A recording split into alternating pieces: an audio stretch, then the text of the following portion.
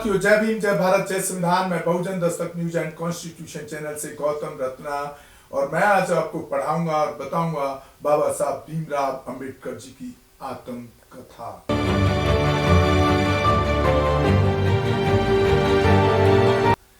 Autobiography, जो उन्हीं के द्वारा लिखी हुई किताब से ली गई है, वेटिंग फॉर पिज़्ज़ा। और ये हमारा 14वां एपिसोड आप देख रहे हैं अभी, और अभी और एपिसोड होंगे बाकी 15-16 या कई एपिसोड में जाकर के खत्म होगा। मैं उम्मीद करता हूं आप सारे एपिसोड को देखने का काम करेंगे। तो साथियों, शुरू करते हैं। इससे पहले जितना भी हम बता चुके हैं इससे पहले एपिसोड में, उसके बाद वाला हम आपको बता रहे हैं। लेकिन वे यह भूल गए कि यात्री की सुरक्षा उसकी गरिमा बनाए रखने से ज्यादा महत्वपूर्ण थी। अगर उन्होंने इस बारे में सोचा होता तो इस बारे में भी सोचते कि क्या उन्हें कोई ड्राइवर मिल सकता है जो मुझे सुरक्षित तरीके से मेरे गंतव्य तक पहुंचा सके, यानी जहां तक जाना है वहां तक पहुंचा सके। वास्तव में उनमें से कोई भी जीवित नहीं रह सकता था, क्योंकि यह उनका पेशा नहीं था। इसलिए उन्होंने अपने बीच से किसी को गाड़ी चलाने के लिए कहा। उस आदमी ने लगाम अपने हाथ में ले ली और सोचने लगा कि इसमें कुछ भी नहीं है। लेकिन जैसे ही वह गाड़ी में चढ़ा, उसे अपनी जिम्मेदारी का एहसास हुआ और वह इतना घबरा गया कि उसने गाड़ी को नियंत्रित करने का सारा प्रयास छोड़ दिया। मेरी गरिमा को बचाने के लिए 40 गांव के महारों ने मेरी जान को जोखिम में डाल दिया था।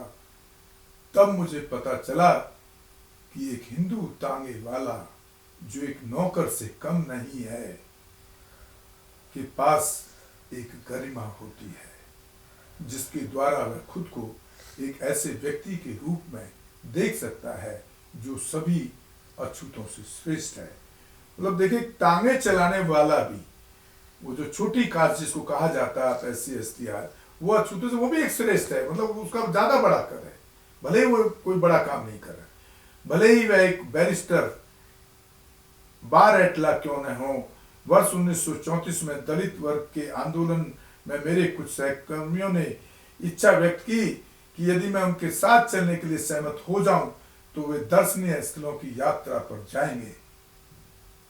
मैंने सहमति व्यक्त की।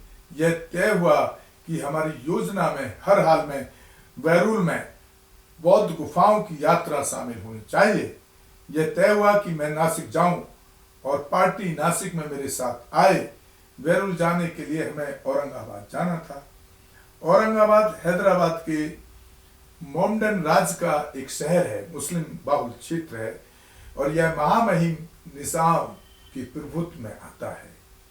औरंगाबाद के रास्ते में हम सबसे पहले दौलताबाद नामक एक और शहर से गुजरना पड़ा हमें, जो हैदराबाद राज्य में ही है।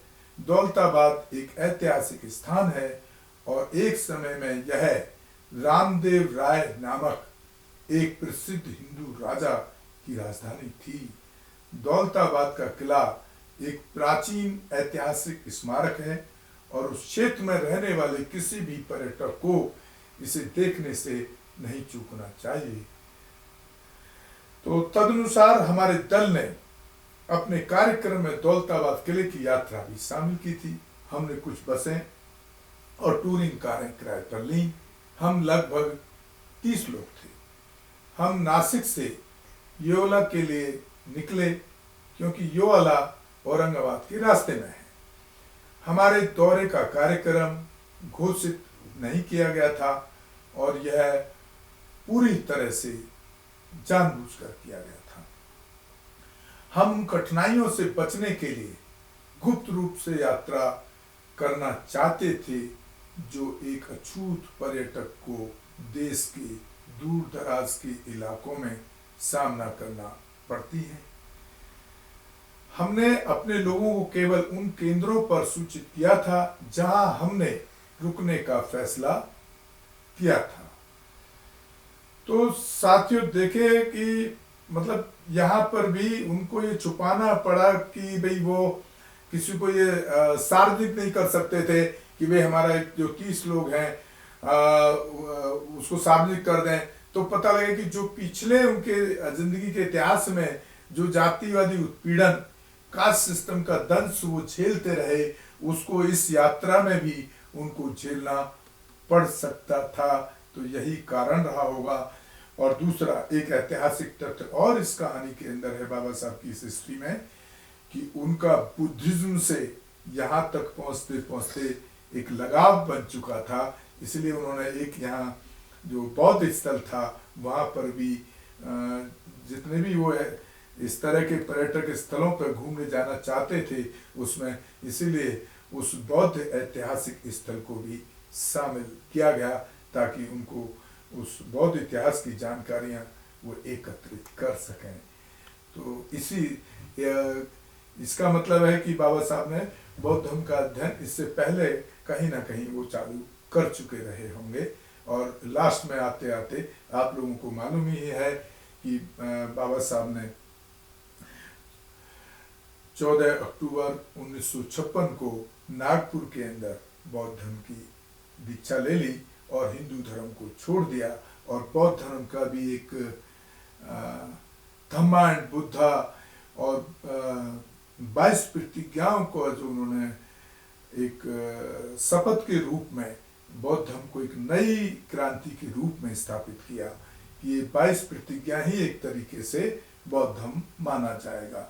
तो आज जो बुद्धिज्म को जो फॉलो करते हैं, बाबा साहब को जो रियलिटी में फॉलो करते हैं, सच्चाई में फॉलो करते हैं, वो चाहे संख्या उनकी कम रही हो आज, लेकिन वो सब लोग मेरे जैसे बहुत लोग होंगे जो हिंदू धर्म को छोड़ करके बौद्ध धर्म को अपना चुके हैं, बुद्धिज्म की दीक्षा ले चुके हैं। मुझे ये काम, क्योंकि पहले से हम अवेयर नहीं थे इस चीज़ के लिए, जैसे जैसे बाबा साहब को पढ़ते गए और 99 के अंदर मैंने बौद्ध धर्म की दीक्षा ली। वो भी एक बहुत ही ज्ञानी भिक्खु कहेंगे उनको, जो बुद्धिस्ट रिसर्च सेंटर जो दिल्ली यूनिवर्सिटी का जो डिपार्टमेंट है उसके हेड ऑफ द डिपार्टमेंट थे। बाद में वो गया चले गए और गया में उनका परिनिर्वाण अब हो चुका है। तो मैंने अपने जीवन में बाबा साहब के विचारों के साथ उनको पढ़ने के बाद कभी मैंने समझौता नहीं किया। आज तक भी मैं उनके रास्ते पर लगातार चलने का प्रयास जारी है। और साथ में जिस तरह से बाबा साहब ने देश के लोगों के लिए काम किया, तो एक उसका 1% अंश हम करने की कोशिश में कर रहा हूँ कि लोगों को मैं जितना मेरे से हो सके मैं उनके लिए, अपने इस वंचित समाज के लिए, महिलाओं के लिए, सभी वर्गों के लिए मैं कर पाऊँ, वो हमेशा कोशिश रहती है। और साथियों, इसी के साथ अब हम आपसे विदा लेंगे। आप हमारे दोनों channel Bahujan Dastak news and constitution को ज़्यादा से ज़्यादा देखें, शेयर करें, सब्सक्राइब करें, ताकि हम बहुजन महापुरुषों को, बाबा साहब की हिस्ट्री या इस तरह के जितने भी बहुजन महापुरुष हैं सबकी हिस्ट्री को हम आप तक पहुंचा सकें, उस पर एक अच्छा प्रयास कर सकें। यही हमारी कोशिश रहेगी, लगातार रहेगी। और अगले एपिसोड 15वें एपिसोड में हम बाबा साहब की आत्मकथा के दूसरे हिस्सों को आपको दिखाएंगे। इसी धन्यवाद साथियों। जय भीम, जय भारत, जय संविधान, नमो बुद्धाय। हमारे चैनल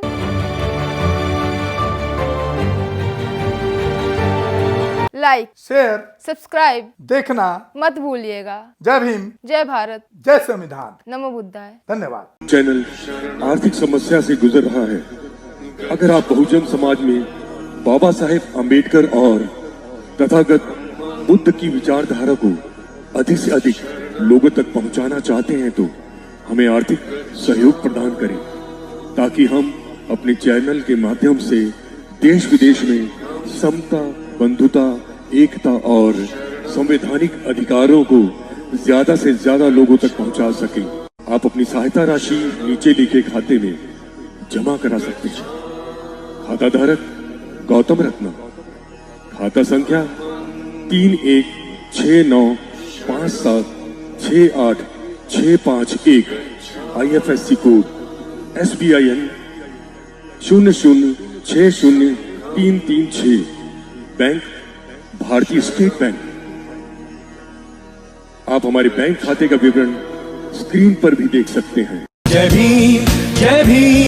मैं गौतम रत्ना गौतम फिल्म्स प्रोडक्शन में आपका स्वागत करता हूं। आप हमारे प्रोडक्शन हाउस के अंदर अपना कैरियर बना सकते हैं as a film director, as a producer and actor and actress and editor and cinematographer also.